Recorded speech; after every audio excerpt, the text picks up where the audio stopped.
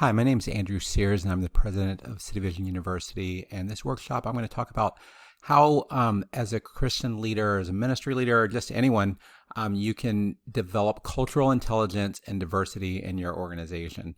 So this is a recording of a workshop that I'm going to be presenting at the Christian Leadership Alliance Outcomes Conference. And let me just give you a little bit of my own background and also some biblical reflection on why diversity efforts fail. So I launched a ministry in Boston around 2000 called Tech Mission. And in that organization, we were kind of a model for, effective diversity. So we fairly quickly grew to be about a $2 million organization. We had 2/3 of our staff were Black and Latino. We're focused on serving at-risk communities, so that represented the population that we were serving. About 2/3 of our clients were Black and Latino. And there's over a 10-year period, you know how God's trying to get your attention. God must have given me this verse or series of verses about 50 times. And I think it was God gave it to me so many times because I was dense and I couldn't understand what he was saying. But he gave me the passage, Luke 14:28-32. It's about counting the cost. And he said, "For which of you, desiring to build a tower, does not first sit down and count the cost, whether he has had enough to complete it? Otherwise, when he has laid a foundation and is not able to finish, all who seek to begin to see it begin to mock him, saying, 'This man began to build and was not able to finish.' Or what king going out to encounter another king in war will not sit down first and deliberate whether he is able with 10,000 to meet him who comes against him with 20,000?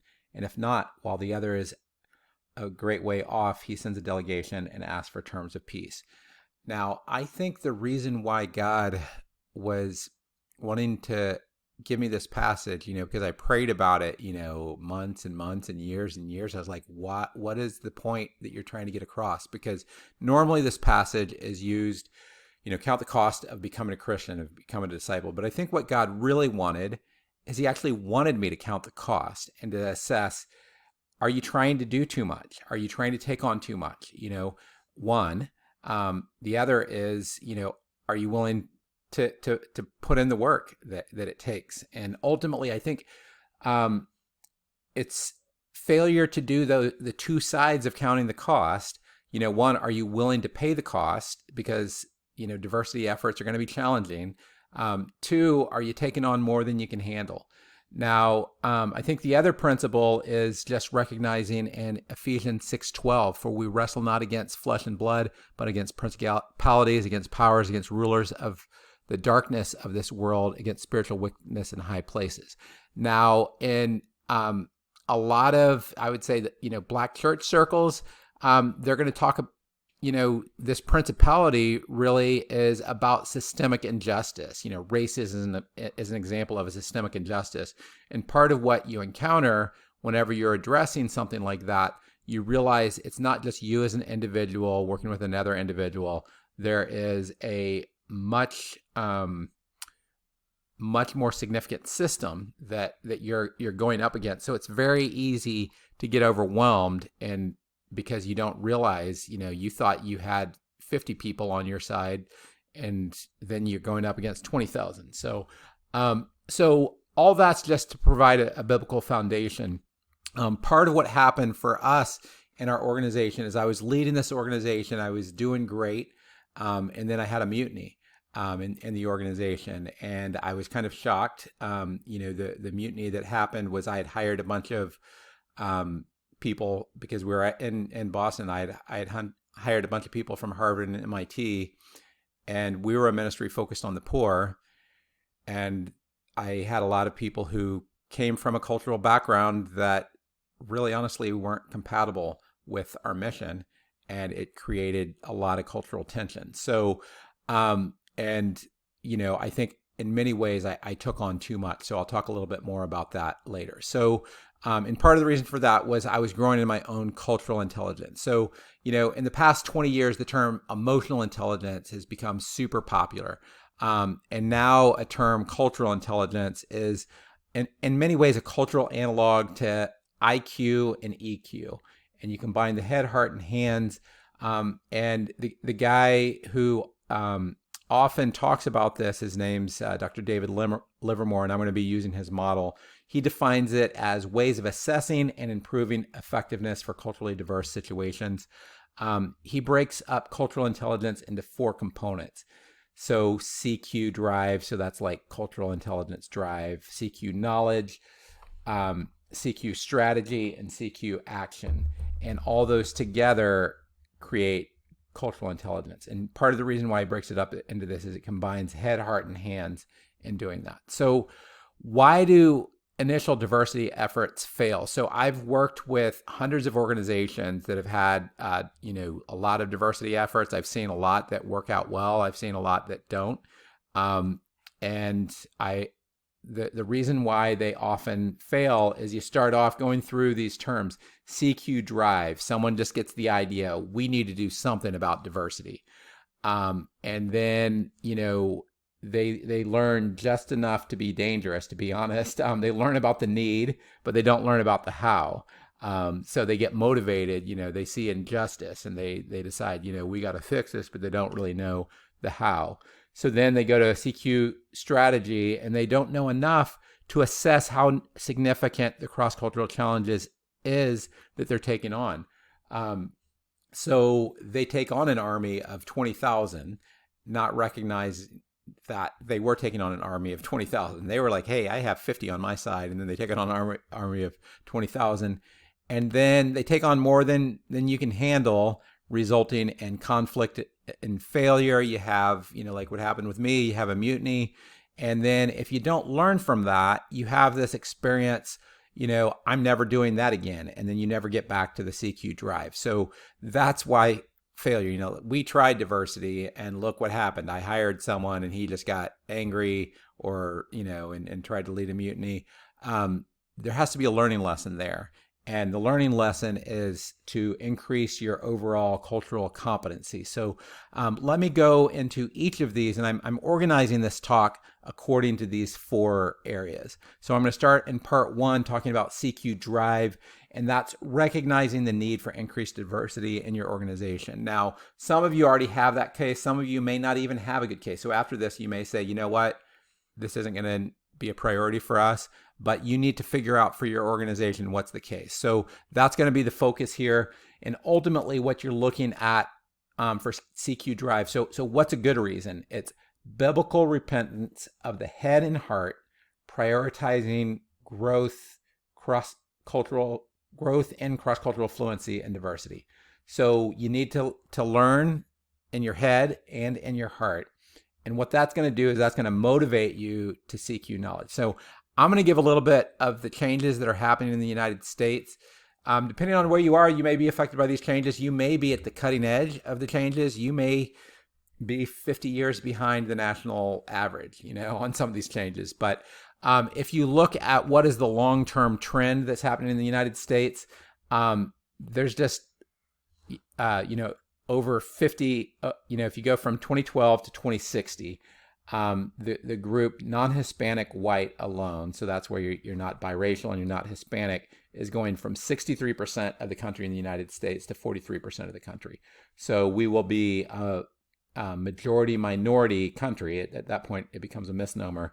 And you see the difference of, groups. So Hispanics growing tremendously, Blacks growing somewhat, Asians growing, 2 or more races growing a lot, and then, white is going to. So, and if you go to, younger generations, you look at kids in public schools, this is already happening. The term, the future is here, it's just not evenly distributed, is applying to demographics. Now, that's also true across cities. So depending on what city you're in, Detroit has the demographics that are comparable to South Africa. And, South Africa is about 10% white people. Detroit is similar in terms of it being about 10% white people. So there's some cities where there's this, change has already happened. There's others like Atlanta where it's 40%. And then, there's cities where it's more, it's not Black versus white. It might be Hispanic. So in Miami, Florida. Now, ultimately, these are the changes that are happening societally, right? So how are we adjusting our ministries to deal with these changes? And what are the justice issues? So one of the things that is worth talking about, and so I serve parachurch organizations that largely serve the poor. That's what City Vision is about. So we've done a lot of studies, and we have looked at nonprofit organizations and what portion of leadership, and this is study, this data is a little bit old, but I think it's only slightly better. But so what does nonprofit leadership look like, and then what is the racial community it serves? Now, for us, we in a lot of the ministries we serve, they're serving poverty in the United States, right? So what does poverty in the United States look like? It's about 47% white, 24% black, 24% Latino or Latinx, and, about 4% Asian, and 17% other. But if you look at the leadership, there's a mismatch here, right? And not that we're going to have quotas and we're going to say every organization exactly needs to match, what it's serving. But the point is, this is a big mismatch, and that affects the effectiveness of the organization. So, that's also true across gender. One of the interesting things, if you look at nonprofits and who's leading the nonprofits, for small nonprofits, actually the majority of those are led by women. But once you get into large nonprofits, instead of it being 55% led by women, it becomes 29% led by women. And that's even more significant among evangelical organizations and parachurch organizations. So in evangelical parachurch organizations, women hold 21% of board positions, 16% of CEOs. I think this might be all, and 19% of top paid leadership positions. And that's compared to nonprofits. So evangelical organizations, honestly, the representation is less than half of, for other organizations. So this is a significant issue for nonprofit organizations, and especially for evangelical and Christian organizations. Now, part of why this is important is, we're all about saying we're going to serve the next generation. And there's been marketing groups, a big marketing group did a huge study where they looked at what are the social issues that younger generations really care about that aren't, where's the biggest difference between social issue importance. And what they showed is they said the three issues where there's the biggest generational difference between boomers and Gen X versus millennials and Gen Z was around racial equality, gender equality, and sexual orientation equality. So, the question is, how do you respond to this biblically, right? And I think a good case study for this is InterVarsity. So InterVarsity is serving on the bleeding edge in terms of, the cultural battlefield. So serving largely on secular college campuses. So I went to MIT. I saw what the environment was like there. And very left-leaning, but a lot of these secular college campuses are also racially diverse. And ultimately, it made strategic choices. So it strongly promotes gender equality and racial equality. So coming back to these issues here, it said, yes, we're going to do racial equality. Yes, we're going to do gender equality. But then it said we're going to follow traditional view on marriage and sexuality. And the implication was that InterVarsity Press became a global leader on the evangelical racial dialogue and also on women in leadership. But at the same time, they were banned from meeting on several leftist campuses. They had to go, and there's multiple lawsuits. And I had friends that were a part of a Tufts chapter. They had 100 people that were a part of their chapter of InterVarsity that essentially got shut down, and it devastated them. And then there's a good number of InterVarsity chapters at leftist campuses that left InterVarsity. So a key question as you're thinking about this CQ drive is how significant are the external pressures for change? So this is a diffusion of innovation or diffusion of change. charged. On one side, you have a group that's great need for change. So this is going to be if you're in a city and say you're serving the poor in Atlanta or Miami or Detroit or San Francisco or say South Africa, and the majority of your constituents are a different race, ethnicity of leadership. So if your ministry is 90% white in its leadership and you're in Detroit, which is 90% non-white in terms of who you're serving, that's going to be a mismatch. And you start to look like South Africa under apartheid, and you're going to have a hard time doing fundraising whenever that's your demographics. The extended community and city is different than the racial ethnic group of leadership. So that's just what I was talking about. And, a bigger thing is, a lot of organizations, they're not working on this because their younger their donors, evangelicals, are boomers that don't prioritize this. But what's happening is younger donors, including evangelicals in your region, will strongly value diversity in leadership, and they'll be a lot more critical of your organization if it starts to look like all old white dudes, as some of my friends have said.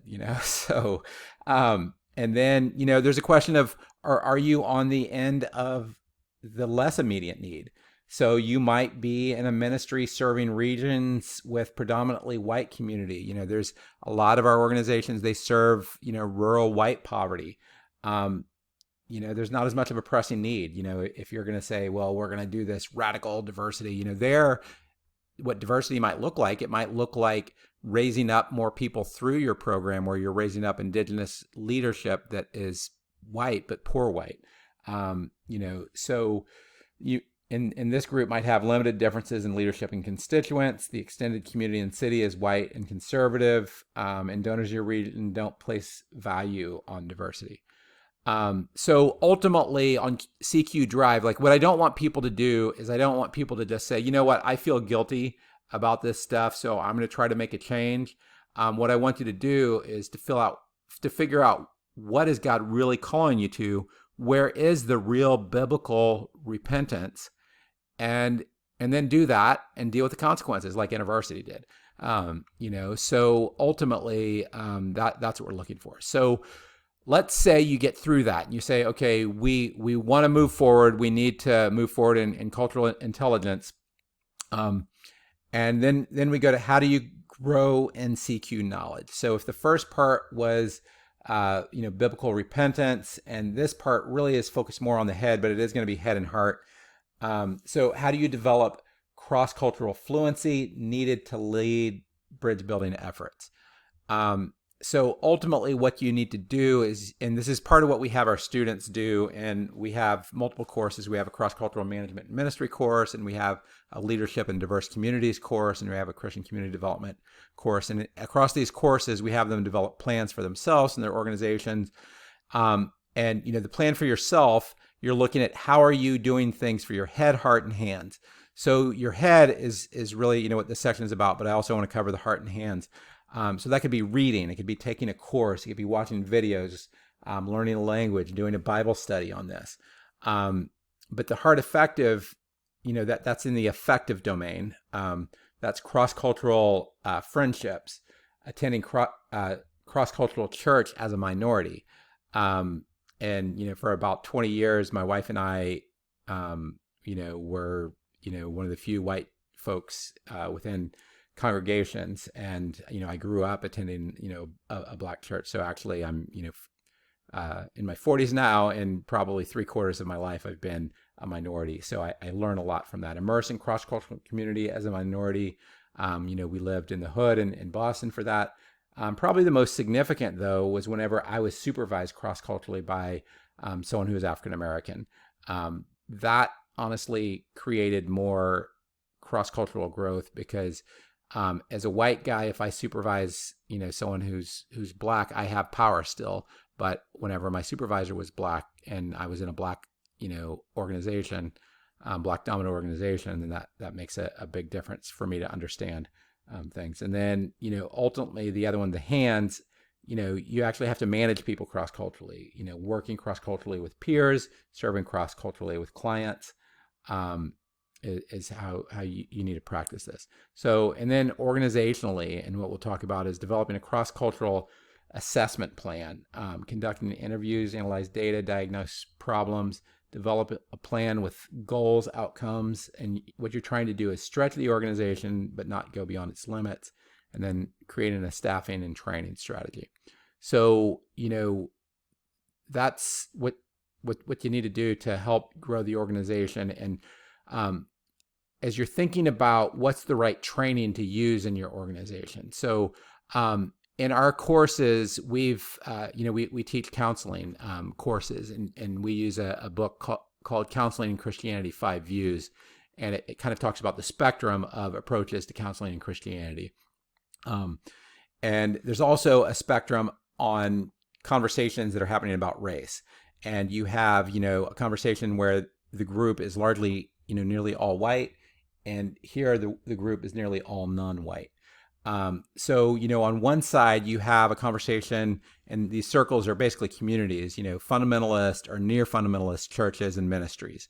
And then you have white evangelical churches and ministries. And you have authors that they are targeting this audience, and they may not say that that's who they're targeting, and they may actually want to say they're not targeting this audience. But whenever I look at who are the people who rave about these books, these authors, Brian Fickert, Bob Lupton, Ray Bakke, Tim Keller, they were writing largely for white evangelical churches and ministries. And then you have groups that are highly multi-ethnic, Bible-based churches and ministries. So InterVarsity Press, a lot of their stuff's there. John Perkins is really writing for that group. Brenda Salter McNeil, and she's kind of done, a little bit of both. This one and the next one. Miles McPherson, he's someone here in San Diego. And that's what I would call, if you're familiar with the Christian Community Development Association 1.0, was really targeted on this group. And then you have more working class, Black, first generation, Hispanic, Asian American, Bible-based churches. And largely this group is having conversations, in terms of head, heart, and hands. This is a group that's focused on the heart and hands. So these are pastors that are preaching, but, they're not as represented. They're not writing for InterVarsity Press, to be honest. They might have, big congregations, where they're doing that. And there are people in this space, but then you have the upper middle class, Black, second generation Latinx, Asian American Bible-based churches. And then you have InterVarsity Press, and Sheila Wise Rowe, Robert Ramiro, Carl Ellis, and this is CCDA 2.0. And then over here you have radical or secular identity political movements. Now, here's the key thing you have to think about in your strategy. You need to know where you are and where you're trying to move, because if you pick the wrong group, then you're going to be getting authors that are having a conversation that you're not even a part of, and you're not going to understand. It's probably going to not be helpful. So, I've had friends who they came out of white fundamentalist churches, and their church is a white evangelical church that is largely, very passionate about Brian Fickert, because it's helping people move out of this mentality into a more balanced mentality, right? And then there's some that everyone in the church is already on board here, and they want to move to be highly multi-ethnic. So if that's where your organization is, then you can try to use books here. But what I see happening is you get someone who's more in this circle, and then they're going and reading books that are really a conversation among the Black church with the Black church, and they're getting upset. Well, the reason is because ultimately, if I go to a Black church and they have gospel music, I shouldn't complain that they got gospel music, because that's what they're doing, right? So each of these have different audiences. So that's the key point. And try to move what you're trying to do is to move your cultural intelligence of your organization over some. Now, one of the other thing, we talked about head, heart, and hands, and in the heart, ultimately you need relationships. And, you know, one of the most famous relationships and famous organizations around reconciliation is the Christian Community Development Association. So Christian Community Development Association is a bridge building organization. And the most effective cross-cultural partnerships ultimately use two bridge builders. So if you look at John Perkins, I like to call John Perkins a black missionary to white evangelicals on the issue of race. Now, what a lot of white evangelicals don't realize is that John Perkins is an extremely gifted missionary. So he's very good at working with white folk, as he would probably put it. And Wayne Gordon, he has worked in the South Side of Chicago, and he is very fluent in bridging into African American culture. So Wayne Gordon and John Perkins are two of the key leaders that helped establish CCDA, and because they're both bridge builders, they established a strong bridge there. Now, with my own history, I found that also true. So part of my background is I grew up in a neighborhood that was culturally black, even though a lot of the kids were white. We talked like we were black. Whenever I went to college, I had to learn to talk white. And I attended, my dad was a pastor at an all-black church. I grew up lower income. And Angel Halstead is an African-American woman who was married to a white guy from the project. So whenever she became my mentor and pastor and supervisor, whenever I was working at Bruce Wall Ministries, she understood where I was coming from. So she wasn't only fluent in bridging to white culture. She was fluent in bridging to poor white culture. So she helped me, figure out a lot of my identity, to be honest. But our partnership for the season that we worked together, part of why it also worked is there's just a lot of things in African-American culture that I just got because I, grew up surrounded by it. That didn't make me black, but it made me, more fluent in bridging to that. And then later, my number two person at Tech Mission and City Vision for quite a while was so this was Angel Halstead, Reverend Angel Halstead, and this is Harriet Hodge Henry, and she also is a bridge builder. She's very fluent in bridging to white culture. And the church that I attended for about 12 years, my wife and I, we were one of two white families in a predominantly working class Hispanic congregation, and Miguel is a Latino pastor who's culturally fluent in bridging to white culture. So that was something. And here I was growing in fluency. Honestly, I wasn't that fluent. I can't even speak Spanish, right?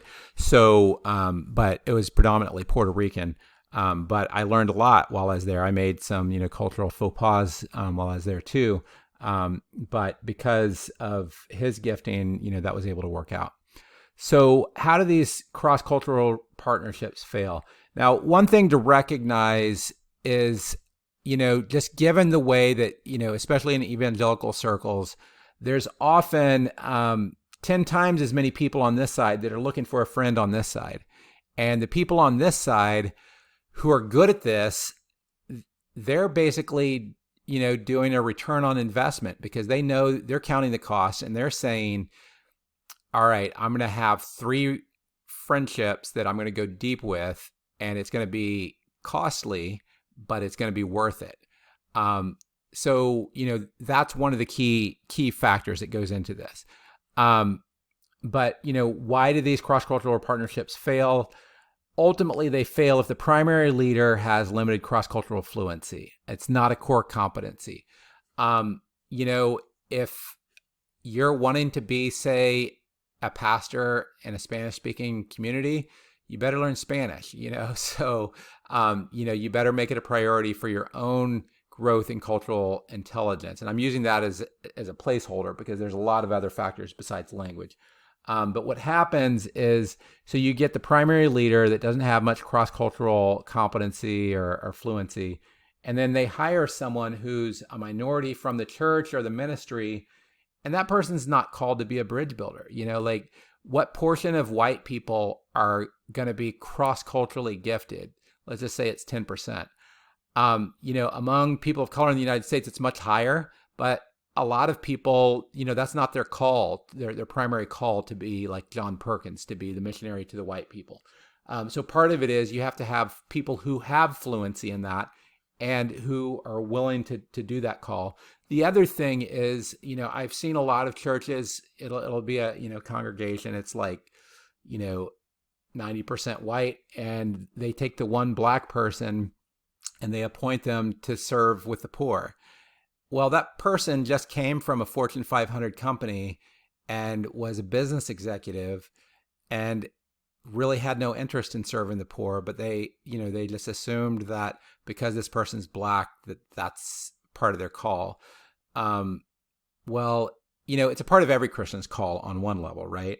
But the reality is you need to have people who are cross-culturally called to what it is that you're asking them to do. And part of what that means is you need to have a deeper bench for that. So I'll talk a little bit more about that. But the reason why they fail is basically you have two sides that really aren't bridge builders, so you don't have a bridge anymore. So part 3 is really about CQ strategy. So I'm going to get into 6 lessons to inform your CQ strategy. You had CQ drive. You decide, okay, yes, I want to do this. CQ knowledge, you learn enough to get some basic ideas. Then you have to identify specific strategic steps to go, and you want to get an accurate cultural assessment of where you are and where you want to go. Whenever I've given this talk before, I've shown a GPS. What you're trying to do is you're trying to get a GPS. So the reason is I believe most cross-cultural and diversity efforts fail from the inability to accurately count the cost and the inability to being willing to pay the cost. So, and I think, the key question is, how do you count the cost in diversity and cross-cultural efforts? So a lot of this section, that's what I'm going to talk about, try to give you some tools. And again, this is basically like showing you the table of contents of, a very extensive course or book. So, I'm giving you just a survey where you need to go a lot deeper to really gain, deeper mastery. So, so one of the concepts that we teach our students is to understand cultural degrees of separation to assess cultural distance. So in missiology, one of the top missiologists of the 20th century is Ralph Winter. And he talked about cultural degrees of separation. He used E0, so that's where you're serving someone who's the exact same culture as you. E1, which is 1 degree removed, so that might be you're serving someone who is middle class, but they speak Spanish, or they're middle class, but they're very culturally black, or they're middle class, but they're in France. And then E2 is 2 degrees removed. For in his case, it was pretty severe. That would be someone in a country who's in poverty in Africa, might be an example. Now, ultimately, what you have to assess is just all these factors can influence degrees of separation or distance. So race, ethnicity, your social class. So you're your poor, working class, middle class, upper middle, gender, language, immigrant generation, first versus second, or more, country of origin, Christian versus non-Christian, and then also just organizational values alignment. So the more of these that you stack up, and the top mistake I see is people say, I'm going to be a hardcore Christian, I'm going to go for the most challenging cross-cultural situation, and they stack all these together. And then they go in the most challenging cross-cultural situation that blows up in their face. Well, that's like if you're trying to lift weights and you say, well, I'm going to start lifting a truck. You need to take some steps along the way. So, and ultimately, you have to learn how these dimensions affect your cultural distance based on your knowledge of yourself, your other cultures, and your experience. So as you start to do this, and this is an art, not a science, right? As you start to do this, lesson 2, and one of the things we have our students do, and this is something you could do also, is assess your personal cross-cultural sphere of influence. So, what is your, first circle? So this group you serve the best. So for me, and this is my cross-cultural sphere of influence. And this is just based on my history throughout my life, where I've worked effectively. So folks who are white or black, I'm pretty fluent across both, but with a working class background, I am, that's my sweet spot, so to speak. Then after that, whenever I work with people, so I've supervised, I don't know, between 500 and 1,000 people, probably closer to 1,000. And what I'm just saying, statistically, how's it gone? My batting average is much higher on the tier 1. That's probably 95, 98% in terms of like how well I'm doing. Just I don't know whether it's that high, but my batting average isn't as good here. There's more cultural distance here. So someone who's from a poor white background, white middle class, second generation, Latino, Latina, or Asian working class. But this group in general, though, I've done reasonably well in terms of supervision also. So this next group are groups that I've supervised large numbers of people. I've done, reasonably well, but not nearly as well as these other tier. Black low income or black middle class, international middle class where they have another language, white upper middle class women, and first generation or poor middle class, Latino or Asian. So I'm just recognizing the cultural distance for me. There's more cross-cultural work that has to happen here. And that's just for me personally. Now, this is the third lesson is to do the same thing for your organization. So these slides are going to be available online, so you could use these as tools if you wanted to take your, use these for yourself or for your organization. And we actually have templates built into some free courses that you can use for this. So for us, for City Vision University, our tier 1, and these are the students that often whenever they take courses with us, they're like this, they have an amazing experience. They tell their friends, they're so encouraged. So often these are adults, so the average age 40, white and black, working class, Bible-centered Christians. So we typically serve them most effectively. Tier 2 are just, general Christians and nonprofit professions, largely white and black working class. They're not necessarily, so this tier 1 group is often serving the poor. The tier 2 group, this is just general Christians and nonprofit professions. And then you have participants from these Bible-centered or evangelical programs serving the poor. So often these are, coming from low-income backgrounds or working class backgrounds. And then we have students, our international students. We serve, about 10% are international. We serve them not as well as we would like. We're trying to grow. We get some Christians who just come to City Vision because they're seeking affordable degrees. Others, we get non-Christians who come, and we allow non-Christians to come, letting them know that it's a Christian institution, and they just like us because we have affordable nonprofit degrees. And then, we have everyone else. Now, this is what we're trying to do is we're trying to grow our cross-cultural sphere of influence and recognize, where our strengths are. Now, as you do that, lesson 4, many of you have heard of John Maxwell. He has the law of the lid. And the law of the lid is your leadership ability is the lid that determines your level of effectiveness. So this is just showing it, graphically. Now, I think there's an addendum to that in the cross-cultural world, and that's your sphere of influence is determined by your cross-cultural law of the lid. So if you go back and you look at this and you compare it to my personal one, some of the limitation is happening from my own, sphere of influence. So, and ultimately, it's what the point of this is that in cross-cultural contexts, your leadership ability is going to vary across different cross-cultural groups. So let me show you what this looks like organizationally. So you have a white male middle-class leader, and his leadership level, if he's serving someone who's white, his leadership level is 8. Asian, 7, so he has good fluency in Asian, and Black and Latino, essentially he gets a -2 on this. And if there's a difference in gender, or social class, you might get a -1, right? And this is just what that person's cross-cultural profile is. Every person is going to have a different cross-cultural profile. My ability to work in the Black community is different from my ability to work in, the Latino or Asian community, and different, Asian communities within that. So, and so this guy, according to the law of the lid, he can easily supervise a level 7, fairly high, strong, white male middle-class leader.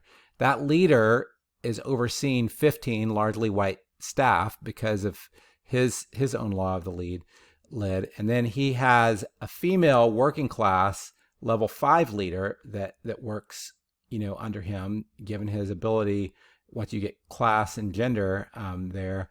And then that person supervising a Black male working class level 3 leader, so to speak. Not that we can really give numbers on people, right? And then he might be supervising a Black male middle class level 5 leader who's also serving a Black male working class level 3 leader. Then you have a Latina leader.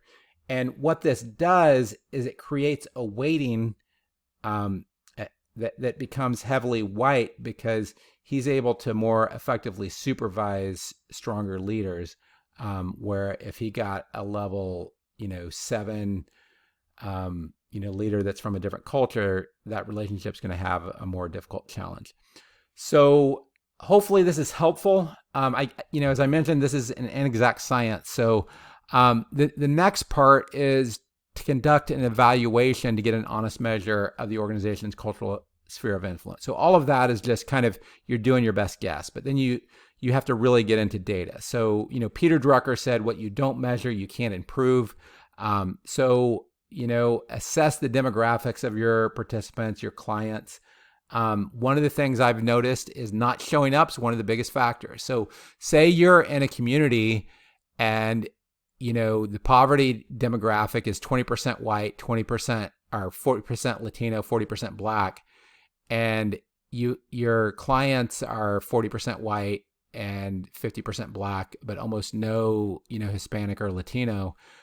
There's something going on there. Not showing up is a big factor, right? So that's something to recognize. Assess the success rates and complaints of constituents across key cultural dimensions. I see so many organizations, and this is called the Outcomes Conference. Well, how many organizations are tracking their outcomes across demographic factors? Ultimately, that makes a big difference. Because what that's going to do is that's going to get back to the CQ drive. You're going to see, whether you really need to do changes based on that. So if your outcomes are comparable across different demographic groups, then it may not be as much of an issue. Then do you have adequate staffing that's culturally close to those you're serving, that's able to meet their needs? What's the difference in success rates of clients across race, ethnicity, and other factors? And then ultimately, you're trying to diagnose. If the success rates are much lower for key target groups, then most likely you're not focused enough on meeting the cultural needs of your clients. So there are secular foundations that provide, forms, Excel spreadsheets where you can use this. Often they might use diversity data that may not be a priority for you if, for a lot of evangelical organizations aren't going to be prioritizing, say, sexual orientation. But you can look at those and modify them for, however you want. So for City Vision, one of the things we've done is we've looked at, student success by race and the GPA difference and the completion rate difference. So, and for us, especially because our students are, the two biggest group we have are white and Black. You can see that completion rate is pretty comparable.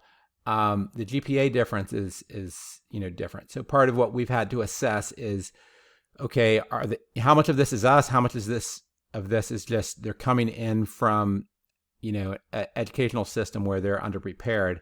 And either way, we're trying to address that. So for organizations, looking at that is really important. Now, lesson 6 is developing a leadership pipeline strategy to increase diversity. Probably the best example of a large-scale organization that has done amazingly well in terms of diversity is the U.S. military. And the reason why the U.S. military has done well is because they have diversity at every of these levels.